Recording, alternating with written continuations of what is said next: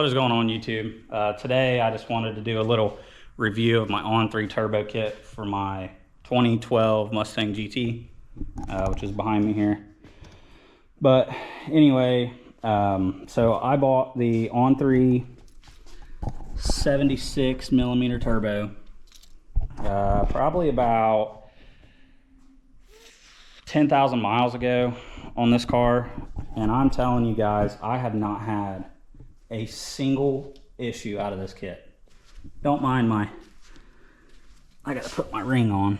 I just haven't done that yet. I'm kind of melting the bumper, but I do have a ring for that, but that's beside the point. So I went with the 5-inch On3 intercooler, turbo blanket. Make sure you get the correct intake manifold. I messed up and bought the Boss 302 intake tube. I have a ported 2018 intake manifold on my car. Make sure you get the correct tube. It will not work. I tried and tried. It just won't work. And another thing that, let's see here. I can't say too much for the On3 wastegates.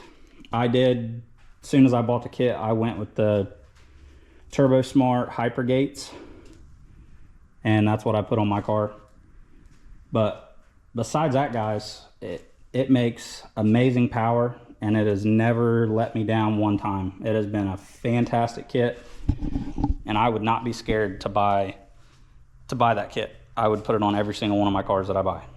It's not too bad to install. You can probably do it in a weekend on jack stands. That's what mine was on. That was before I had my car lift. But yeah, guys, the kit has been absolutely great. I would definitely get you one. That's probably your cheapest option for big power. This car made like $820 to the wheels.